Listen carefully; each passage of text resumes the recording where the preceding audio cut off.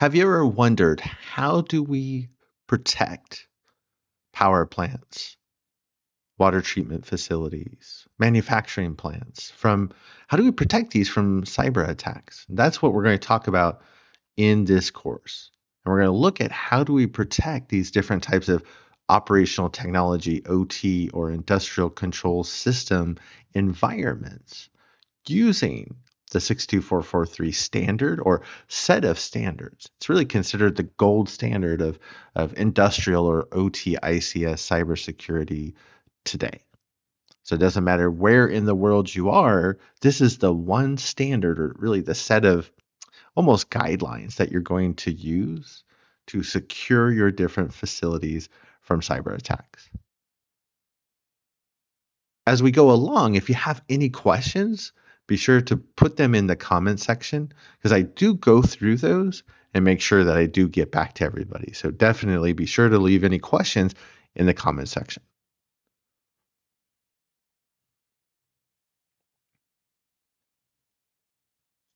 So here's what we're going to cover in the course, but I just want to go ahead and jump right in. So for those of you that don't know me, my name's Mike Holcomb.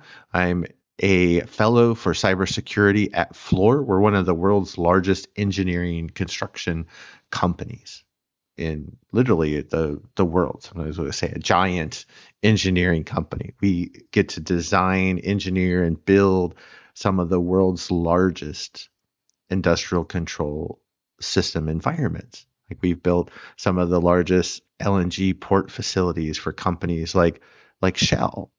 We're currently building the largest pharmaceutical manufacturing plant, which was after we had just built the last of the world's largest pharmaceutical manufacturing plants. So we work in all different types of environments and some of the largest in the world. And so I also help lead the global practice for OT ICS cybersecurity at Fluor. And I do some side consulting, so I can work with smaller environments, typically in a couple $1,000,000 up to $500 million in helping them build out their own cybersecurity programs, as well as working with the clients that I have during the day, which are usually the 500 million and up range upwards to $50 billion, which is the largest project we have today for Shell. I did found the Besides ICS conference that had started in February of 2025, which was really excited. We'll talk about little bits of that as we go throughout, and also run the local Besides Greenville conference that I founded here as well.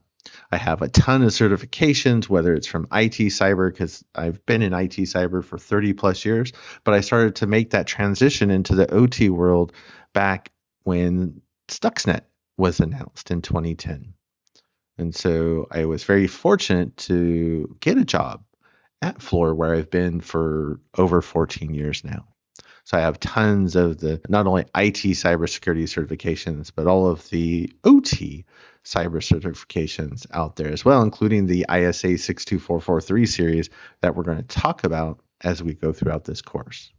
I have my master's degree from SANS, and the SANS Technology Institute, and with a focus on industrial control system cybersecurity. And I do post on LinkedIn educational content related to OT cybersecurity, and YouTube, of course, which you probably figured out since you're watching this video. So here's me on LinkedIn. It's a little older picture, but you can see, if you're on LinkedIn, feel free to reach out and connect and on LinkedIn, and love to have you as part of the network of a lot of great OT ICS cybersecurity folks out there. And even if you're not in OT ICS cybersecurity, definitely come and join the community. It really is the best community out there related to cybersecurity. Now, I also created a course for how to get started in ICS OT cybersecurity. And this is a very general, high-level course. It's kind of like the security plus of ICS OT cybersecurity. This covers all of the fundamentals. And we're going to talk at a high level about many of those topics in this course as well. We're not going to spend as much time though, because the focus of this course is to look at how do we secure OT environments through the lens or the focus of the 62443 standards.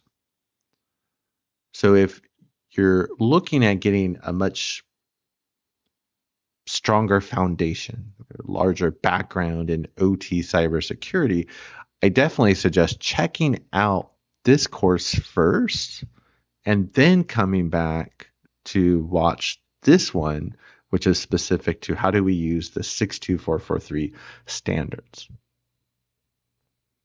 Now, why are we here and why have I created this course? And there's a couple of reasons. One is that we see the number of attacks against OT environments, especially manufacturing, are just only continually increasing. Every day, the numbers are going up exponentially year after year. And that's not going to change. Before really the Colonial Pipeline breach, which was in May of 2021, before then, in the OT world, we only typically worried about state adversaries for the most part, right? China, Russia, the United States trying to come in and break into your environment and potentially steal information, or even potentially maybe they would try to get in a position where they could have a kinetic impact, like create an explosion. But we're not just worried about state adversaries now. In fact, the number one threat to OT environments is the number one threat we see in IT, which is ransomware operators.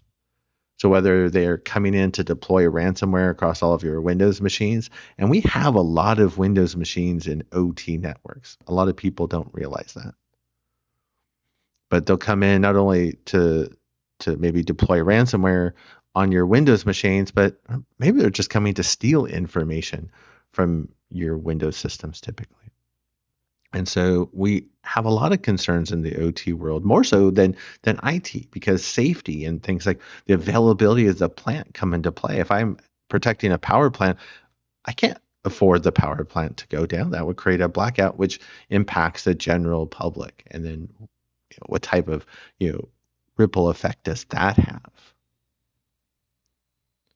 So when we look at how do we secure these environments, a lot of people are saying, well, we need a standard, we need a framework, right? We need someone to tell us, right, the best practices or the guidelines on how to secure these networks. And how we can do that is with 62443.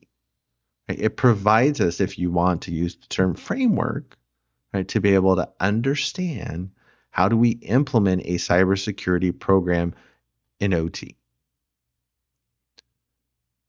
When you think about OT and where it is, it's everywhere, right, in our daily lives. We need them, right, to live, to function, right? Farms where we get our food, right? Hospitals where we get medical care, right? Refineries, power plants, water, wastewater treatments, right? Food and agriculture, manufacturing facilities, trains, planes, automobiles. When we talk about transportation and getting from point A to point B, OT and ICS are everywhere in our lives. So when you think about how vulnerable these environments are to cyber attack and how they can be impacted and what the real world impact would be. When that Colonial Pipeline breach happened in 2021 that I had mentioned, right? That was the largest gasoline pipeline in the United States, and it impacted almost 70% of the East Coast of the United States. So a lot of folks in the United States for about a week or so, they were struggling to be able to get gas. Not every gas station had available gas. The ones that did had really, really long lines. I lived, through that. I saw it firsthand. So it's important that we protect OT environments from cyber attacks, whether it's state adversaries or ransomware operators or hacktivists. We have to protect these environments. So when you start thinking about where else we see OT or ICS, again, it's everywhere from turning on the light switch to turning on my laptop or picking up my phone, right, where I have power. I have a cell connection so I can get on the internet. It's all because of OT and ICS. What happens if even just one aspect of that went away? The problem with 62443, at least this is for me, and I get this feedback from a lot of people, not just like people like myself that come from an IT and an IT cybersecurity background, but even from engineers themselves, that the 62443 standards, it's written by engineers. And so that's a good thing because you have a ton of work and detailed work that has gone in to analyzing data, looking at different environments and understanding how best to protect them, which is incredible. The problem is a lot of times, and again, this I think is pretty much for most people across the board. If you try to read the standards, it's rough. I know it is for me. For me, I want to be able to give me a book or watch a video. I want to go through it and understand what do I need to get the job done. Right? Tell me number one, number two, number three, number four, number five. 62443 does not do that. And so that's another one of the reasons why I wanted to create this course is to help people understand if they are going to use the 62443 standards, how to apply it in their environment from really this kind of realistic, practical, but simple perspective. It doesn't have to be complex. It doesn't have to be hard. It might be a little hard to read at times, right? Or try to decipher what they're talking about. So again, that's really, breaking that down into simple terms that are practical that we can use to get the job done. So I did build this course around 62443. Again, I have other courses related to OT cybersecurity, but this is the one specific to 62443. So if you work in an organization that has an OT environment, and you're looking for that standard or framework to build out a cybersecurity program, 62443 is the one you're going to want to use. Again, we're going to take a practical approach to essentially decipher engineering speak in 62443 and make it easy to understand and simple to implement. Again, it's all about how do we get the job done. As we go along, we'll talk about not only like different tools that you can use, and a lot of the tools out there are free and open source, right? There's lots of tips and tricks and lots of stories to talk about as we go along. And then there's always this kind of reoccurring theme as we go throughout as well, that as you're learning about how to secure the environment, one of the things that we want to focus on as well is how does OT cybersecurity not only help the environment be more secure and protected against cyber attacks, but how does it align with the goals of the business, right? How do we ensure that leadership understands, yeah, we need cybersecurity, not just to keep the evil hackers out, but it's about, making sure the plant stays up and running. That's how we make our money. We're also responsible citizens, right? We want to make sure everybody stays safe, whether it's the personnel that's on site or what about the general public that lives in the vicinity or relies on whatever that plant is producing. So we have to make sure not only are we securing the environment, but we're working with the business so that they understand not only the why, but and the how, but they also understand that we're helping the business succeed. If we can do that, then we get more support from the business, because it's hard to get support in OT cybersecurity these days. Now, there are some course materials that are going to go along with this, and I have a link to the Google Drive that you'll see at the end of the video, and it'll also be in the description of the video. But we'll have review questions as we go along. There's going to be some labs, so there's a lab manual that you can work on those exercises on your own time. There's different reference guides and infographics, some that I create for LinkedIn or other content just for this course. So copies are going to be stored in the drive there as well. Now, there is a great book out there called Implementing IEC 62443, A Pragmatic Approach to Cybersecurity. And you see it was written by Michael Medoff and Patrick O'Brien. So this is a great book. I believe it's about $140 US right now. I ordered mine off of Amazon, I think probably 2 or 3 years ago.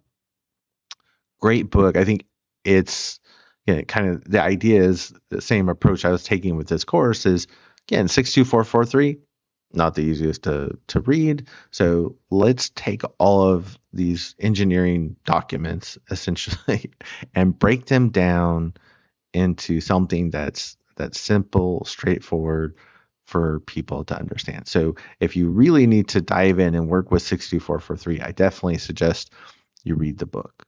I also suggest anybody who works in or is even thinking about getting into OT cybersecurity, definitely read Sandworm by Andy Greenberg, because it talks about not only the one of the most prolific OT cyber attack groups, which is known as Sandworm, which is a Russian state adversary, but it also gets into the threat landscape, even though it's a few years old at this point, but also how gets into the really demonstrating the need for cybersecurity in OT and IT, and how they're connected, and also the geopolitical considerations that come into play.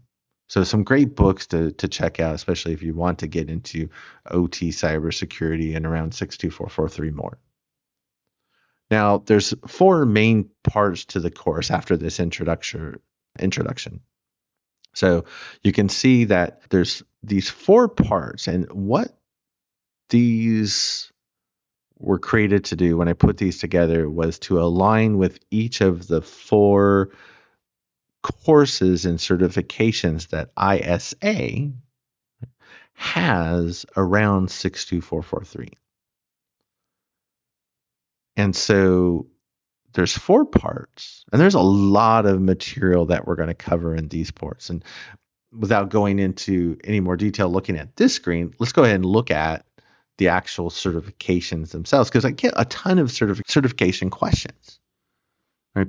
When people want to get into OT or ICS cybersecurity, or people that are already working in it, but want to be able to demonstrate that they have the knowledge and experience, I always ask, well, what do I do?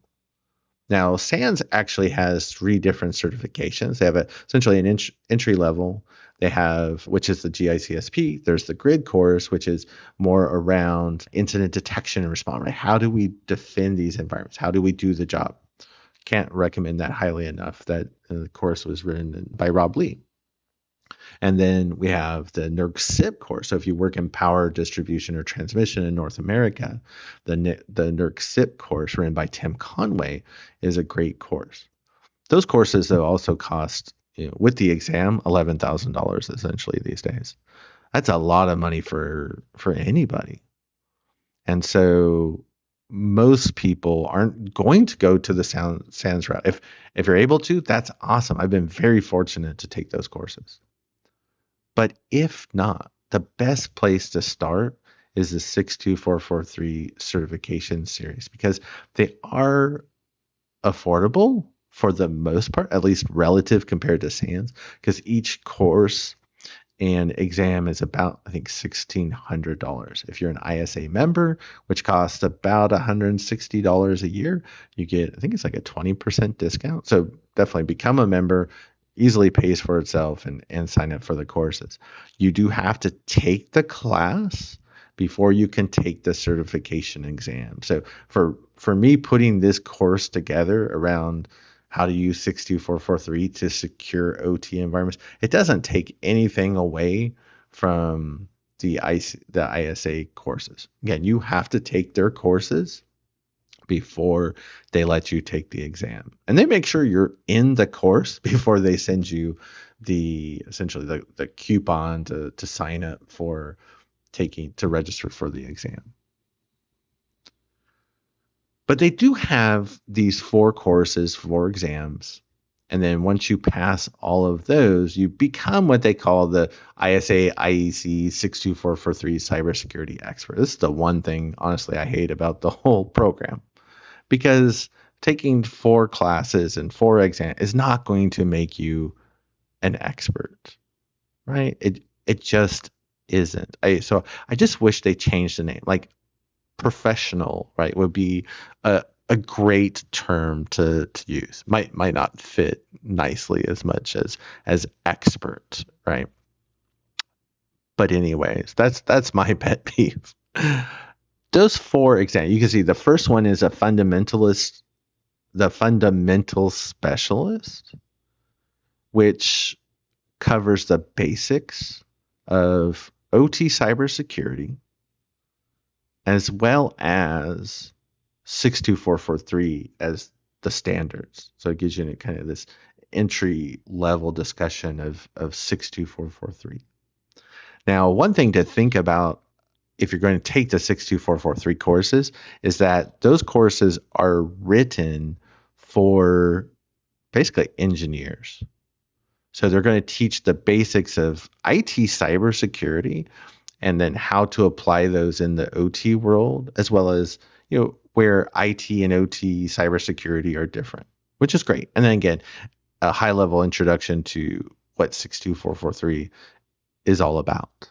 When I write my courses, I write them for engineers because I work with 4,000 control system and electrical engineers in my day job, right? So I write not only for engineers, but I also write for people like myself that come from an IT and an IT cybersecurity background. So just keep in mind, if you go take those courses, they're written primarily for engineers. These courses, like this one that we're doing now, it's written for everybody essentially. So it will come across perhaps a little differently than the 62443 materials. Now, once you get past the fundamentals specialist, then you can take the risk assessment specialist. So much of what we do in 62443 is based around understanding risk and performing risk assessment. So we're going to spend a lot of time there. That's, in fact, really, out of all of these courses or parts, it's the most important part. It's critical to understand risk and how we perform risk assessments to find the gaps in our environment that we need to address, and then understand how are we going to address those issues. Now there's the design specialist. So you think that's how do we design or architect OT networks with security in mind. And then the maintenance specialist, or I always think of O&M work in OT, or operations and maintenance. It's kind of a catch-all bucket for all the other things that we didn't quite get to. When you take the ISA, the official courses, it's almost a review of everything that you've talked about. But we'll talk about definitely some new topics in this course when we get to the operations and maintenance section. So again, if you take all of their courses and you pass their exams, then you can become, you receive their expert certification. Now, we'll be going through the course materials. Again, it's been a couple of years since I've taken them, so I couldn't even tell you what was in the courses for the most part, or what the questions look like on the exam. I'm going to have a ton of review questions. I love writing review questions because they do help people think. They do help people get ready for the exams. But I'm not here to say, oh, these are the questions that you're going to see on the test. That's the furthest thing from it. I would never want to encourage anybody just to essentially cheat. Right? But I want to encourage people to learn. And that's what this course is designed to do. I do have lots of other resources, and there's other resources we'll talk about. Here's just one infographic that I have that'll be in the course drive. And you can see it's just a collection of here's my top books, here's other free training, here's podcasts you should listen to, the certifications that are out there, conferences you can go to. I have, again, tons of resources that I create primarily for LinkedIn and YouTube. So I'll be sharing those with everybody. So again, I'm going to have the link for the Google Drive with all the materials for this course in the description. It'll even have PDFs for the slides. I know some people like to print those out and take notes. I get that request probably the most out of anything. So I wanted to make sure that those were available. So you'll have those there. So again, the link will be in the course description. And that's it. So I appreciate everybody for taking the time. I appreciate you for taking the time to watch this first introductory part into the course. Again, if you have questions, the best thing to do is drop them in the comment section and I'll get back. But you can also find me on LinkedIn. Here's my email address. But otherwise, I'll see you in the next part.